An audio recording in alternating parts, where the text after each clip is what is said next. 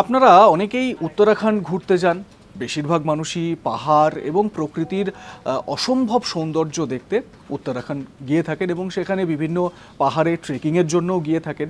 কিন্তু উত্তরাখণ্ডে বিশেষ যে আকর্ষণ সেটা অবশ্যই কেদারনাথ মন্দির, ভগবান শিবের একটি মন্দির। কিন্তু জানেন কি, এই উত্তরাখণ্ডেই শুধু একমাত্র কেদারনাথ নন, পঞ্চকেদার মন্দির রয়েছে, মানে ভগবান শিবের 5টি আলাদা আলাদা মন্দির রয়েছে। যেমন দেখুন, একটা তো কেদারনাথ, যেখানে ভগবান শিবের পীঠের একটি অংশের পুজো করা হয়।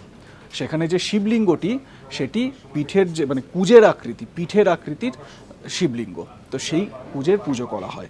এছাড়া রয়েছে মধ্য মহেশ্বর মন্দির, যেখানে ভগবান শিবের মধ্যভাগ অর্থাৎ নাভির পুজো করা হয়। এছাড়া রয়েছে তুঙ্গনাথ মন্দির, ভগবান শিবের ভুজা বা হাতের পুজো করা হয় এই তুঙ্গনাথ মন্দিরে। এবং বলে রাখি, এই তুঙ্গনাথ মন্দিরই হচ্ছে পৃথিবীর সবথেকে উঁচু স্থানে অবস্থিত কোনো মন্দির। এছাড়া রুদ্রেশ্বর মন্দির, এই রুদ্রেশ্বর মন্দিরে ঈশ্বরের রুদ্র রূপ, মানে ভগবান শিবের যে রুদ্র রূপ, সেই রূপের পুজো করা হয়।